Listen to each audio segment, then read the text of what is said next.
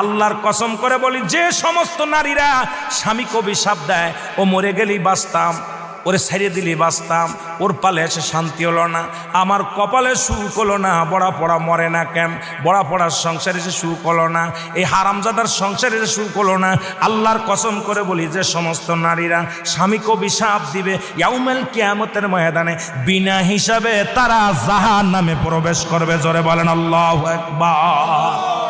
আমার মারা যারা মাইকের আওয়াজ শোনেন, শুনে নেন,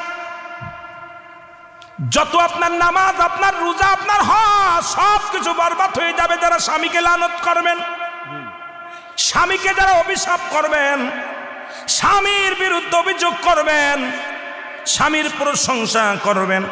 আল্লাহর দরবারে আপনি নেকি পাবেন, আল্লাহর দরবারে নফল বন্দেগী পাবেন।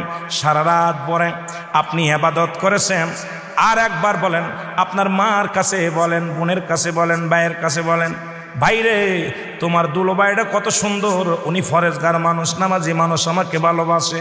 যদি স্বামীর প্রশংসা করো, এই দুনিয়ার মধ্যে নফল ইবাদত হয়ে যাবে, তোমার নেকি হবে, আমলনামায় লেখা হবে। নবীজি বলছে, অধিকাংশ মহিলারা ওই কিয়ামতের ময়দানে ওই জাহান্নামী অধিবাসী হয়েছে যারা স্বামীর লানতকারী। জোরে জোরে চিল্লায়া বলা যাবে না আল্লাহু আকবার।